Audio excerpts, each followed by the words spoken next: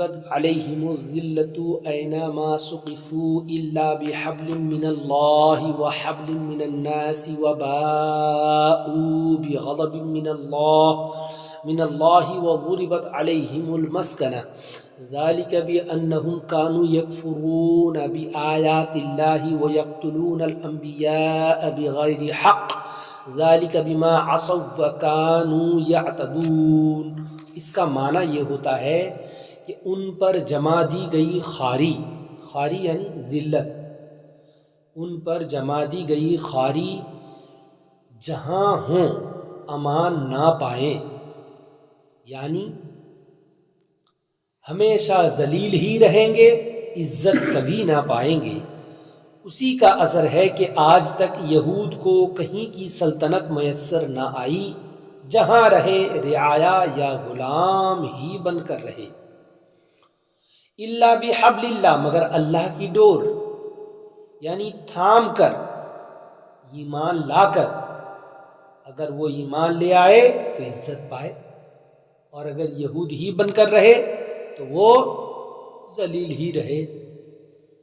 پھر اللہ تبارک و تعالی ارشاد فرماتا ہے کہ اور آدمیوں کی ڈور سے، یعنی مسلمانوں کی پناہ لے کر اور انہیں جزیہ دے کر، اگر کہیں عزت ملی تو مسلمانوں سے پناہ لیے، پہلے اس سے جزیہ دیے، اس کو جزیہ دے کر اگر اس کو امان مل گیا، اگر وہ سکون پا گیا تو پا گیا، اور نہ ہمیشہ ذلیل ہی پھرتا رہا۔ اور غضب الہی کے سزاوار ہوئے اور ان پر جما دی گئی محتاجی، یعنی چنانچہ یہودی کو مالدار ہو کر بھی غنائے قلبی میسر نہیں ہوتا، چاہے جتنا بھی وہ دولت مند کیوں نہ ہو جائے۔ ایک جو دل کا آدمی امیر ہوتا ہے، یہ والا امیر وہ کبھی نہیں ہو سکتا۔ وہ ہمیشہ ان لوگوں پر خواری اتار دی گئی اور محتاجی اتار دی گئی، یعنی ذلت و خواری اور محتاج بن کر ہمیشہ رہے۔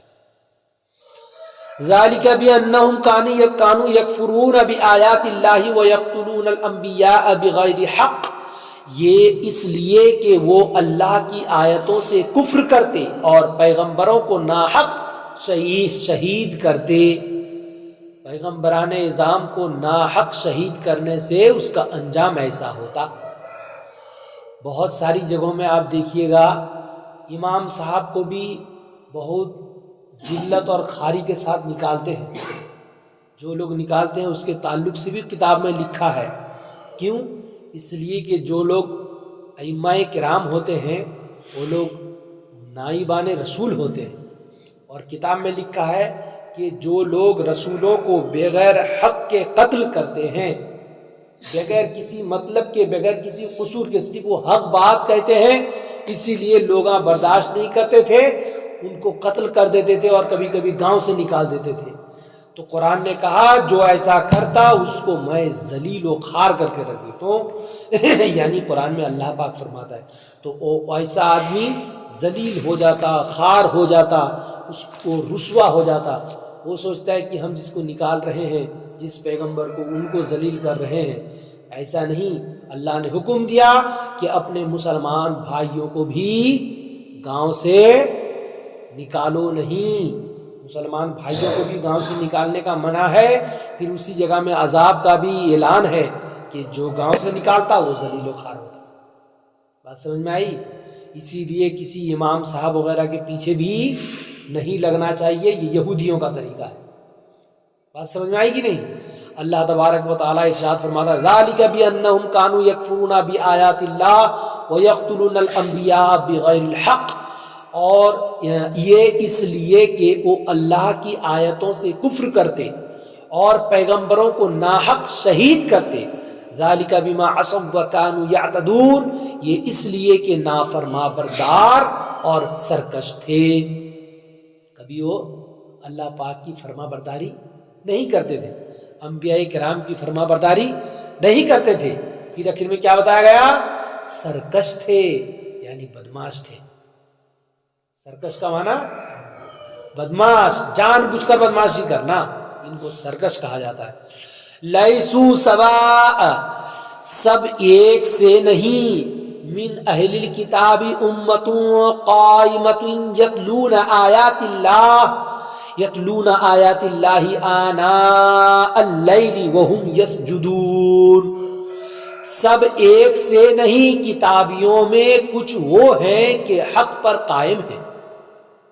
سارے لوگ ایک نہیں ہیں، اس میں سے بھی کچھ اچھے لوگ ہیں جو حق پر قائم ہیں، جو حق پر قائم ہے۔ یہاں پر شان نزول کیا بتا؟ شان نزول میں یہ بات ہے کہ جب حضرت عبداللہ بن سلام اور ان کے اصحاب ایمان لائے تو احبار یہود نے جل کر کہا کہ محمد مصطفیٰ صلی اللہ تعالی علیہ وسلم پر ہم میں سے جو ایمان لائے ہیں وہ برے لوگ ہیں، اگر برے نہ ہوتے تو اپنے باپ دادا کا دین نہ چھوڑتے۔ یہ کون کہتے تھے؟ یہود لوگ کہتے تھے۔ یہود لوگ کب کہتے تھے؟ جب حضرت عبداللہ بن سلام اور ان کے اصحاب ایمان لائے۔ عبداللہ بن سلام کی ایمان لانے پر یہودی لوگ ایسا بولے کہ یہ لوگ برے ہیں۔ ایمان لانے والوں کو انہوں بولتے ہیں کہ انہوں برے ہیں۔ کیوں برے ہیں؟ کہ اپنے باپ دادا کے دین کو چھوڑ دیے۔ اور یہاں پر بھی، یہاں پر نہیں پوری دنیا میں لوگ کیا کہتے؟ یہ ہم لوگ بچپن سے یہ سب دیکھتے آ رہے نا، یہ مولانا صاحب جو آئے ہیں یہ پھر نئی نئی باتیں کرتے۔ ارے نئی نئی باتیں نہیں کرتے، میرے باپ دادا سے ہم لوگ یہ دیکھتا ہے۔ تمہارے باپ دادا میں کون اللہ والے تھے بتاؤ ذرا؟ کوئی تھے؟ کون بہت بڑے محقق تھے، بہت بڑے مفسر تھے، بہت بڑے محدث تھے؟ کون بہت بڑے عالم دین تھے؟ جب کوئی تھے ہی نہیں، اس سے پتا چلا تمہارے باپ دادا جو کام کرتے تھے وہ شریعت نہیں ہے کہ نہیں؟ شریعت کی کوئی نئی بات جیسے نہیں تو نہیں ہے، شریعت تو حضور صلی اللہ علیہ وسلم جب سے تشریف لائے ہیں تب سے ہے، لیکن ابھی ہم کو سننے میں نیا اس لیے لگ رہا ہے کہ کبھی یہ چیز سنے نہیں ہے، اپنی زندگی میں کبھی اس پر عمل نہیں ہوا ہے، ابھی تک ہم بھٹکتے تھے، ابھی تک ہم غلط راستے میں تھے۔ ممکن ہے ایسا ہو، ہے کہ نہیں؟ تو جیسے وہ کیا کہتے تھے، روزہ مہینہ میں افطار سے پہلے یا بعد میں دعا کرنی چاہیے؟ کھانے کے بعد تب دعا کرنا، تب برابر ہوتا ہے کہ نہیں؟ اس میں سے اگر کوئی کہے یہ امام صاحب تمہیں کیسے کہتے، ہم لوگ جو بابا دادا کے زمانے سے یہی پہلے دعا کرتے تھے پھر کھاتے آتے تھے، تو یہ بابا دادا کے زمانے سے والا میٹر نہیں چلتا، جو حق ہے وہ چلتا۔ وہی چیز یہاں پر بتایا جا رہا ہے کہ جب حضرت عبداللہ بن سلام اور ان کے اصحاب ایمان لائے تو احبار یہود نے جل کر کہا کہ محمد صلی اللہ علیہ وسلم پر ہم میں سے جو ایمان لائے ہیں وہ برے لوگ ہیں۔ کیوں؟ اگر برے نہ ہوتے تو اپنے باپ دادا کا دین نہ چھوڑتے۔ تمہارا باپ دادا کا دین ٹھیک نہیں تھا، ابھی حضور جو لائے یہ والا دین ٹھیک ہے، اس لیے انہوں عبداللہ بن سلام اور ان کے جو ساتھی لوگ تھے انہوں ایمان لے آئے۔ بات ٹھیک ہے کہ نہیں؟ یہی بات ٹھیک ہے۔ اس میں اس پر یہ آیت نازل فرمائی گئی، یہ آیت نازل فرمائی گئی۔ عطا کا قول ہے کہ من اہل الکتاب امۃ قائمہ، یعنی کتابیوں میں کچھ وہ ہیں کہ حق پر قائم ہیں۔ سارے لوگ نہ حق نہیں ہیں، اس میں سے بھی کچھ لوگ حق پر ہیں۔ تو کتابیوں میں سے کچھ لوگ ہیں 40 مرد اہل نجران کے، 32 حبشہ کے، 8 روم کے مراد ہیں، جو دین عیسوی پر تھے، پھر سید عالم صلی اللہ تعالی علیہ وسلم پر ایمان لے آئے۔ بات سمجھ میں آئی؟ یعنی جنہوں ابھی تک اندھیرے میں تھے کوئی بات نہیں، اجالا اگر آ گیا تو اندھیرا چھوڑ کو اجالے پہ رہنا۔ اجالا آنے کے بعد بولتے ہوئے میرے بابا دادا کے زمانے سے ہم لوگ اندھیرے میں رہ کے آئے ہیں، ہم تو اندھیرے میں مر جائیں گے لیکن اجالے میں نہیں جائیں گے۔ تو ایسا اگر کون بھی بولتا وہ غلط ہے۔ وہی چیز یہاں بتایا جا رہا ہے کہ اجالا آنے کے بعد اجالا پکڑ لے، اجالا آنے کے بعد اجالے میں ہو جاؤ، اجالے پر عمل کیا کرو۔ العلم نور، نور اجالا ہے۔ تو یہاں پر بتایا جا رہا ہے کہ اللہ تبارک و تعالیٰ نے ارشاد فرمایا یتلون آیات اللہ آناء اللیل وہم یسجدون، اللہ کی آیتیں پڑھتے ہیں رات کی گھڑیوں میں اور سجدہ کرتے ہیں، یعنی نماز پڑھتے ہیں۔ اس سے یا تو نماز عشاء مراد ہے جو اہل کتاب نہیں پڑھتے، یا نماز تہجد۔ یہ لوگ سارے لوگ خراب نہیں تھے، کچھ لوگ اچھے تھے، وہ لوگ اللہ سے ڈرتے ہیں اور نماز بھی پڑھتے ہیں رات کو۔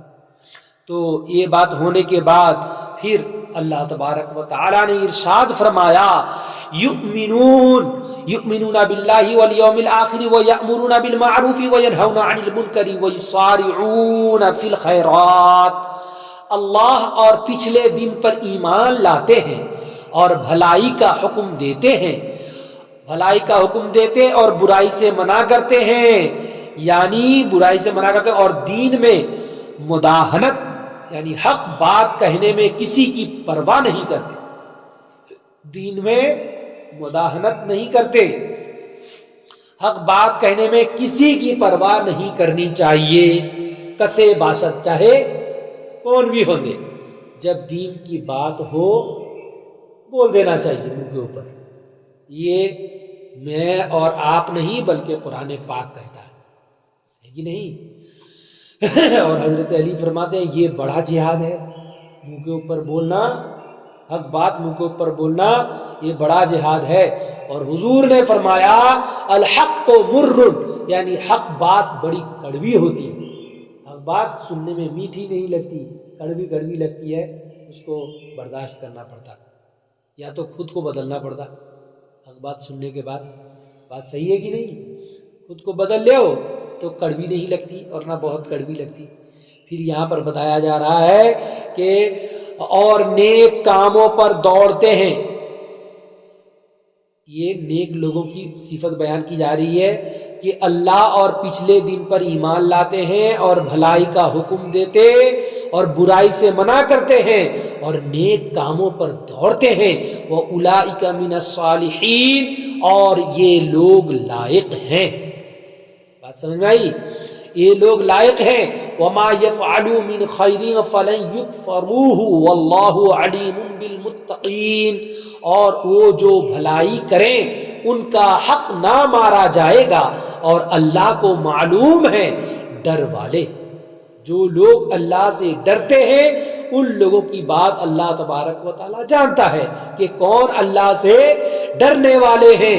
یہود نے عبداللہ بن سلام اور ان کے اصحاب سے کہا تھا کہ تم دین اسلام قبول کر کے ٹوٹے یعنی نقصان میں ہو، نقصان میں پڑے، تو اللہ تعالیٰ نے انہیں خبر دی کہ وہ درجات عالیہ کے مستحق ہوئے، جو ایمان لائے وہ اونچے درجے کے مستحق ہوئے اور اپنی نیکیوں کی جزا پائیں گے۔ یہود کی بکواس بیہودہ ہے۔ یہود کی بکواس کیا ہے؟ یہود کی بکواس بیہودہ ہے۔ ان الذین کفروا لا تغنی عنہم اموالہم ولا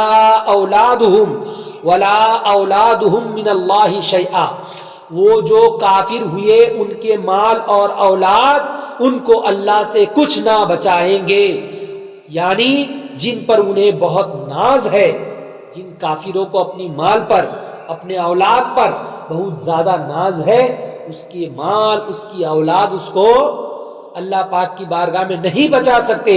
وَأُولَئِكَ أَصْحَابُ النَّارِ، اور وہ جہنمی ہیں، ہم فیہا خالدون، ہمیشہ ان کو ہمیشہ اس میں رہنا ہے، ان کو ہمیشہ اس میں رہنا ہے۔ انشاءاللہ تبارک و تعالی یہی آیت پھر کل بھی پڑھی جائے گی۔ اللہ پاک کی بارگاہ میں دعائیں ہیں، یا الہ العالمین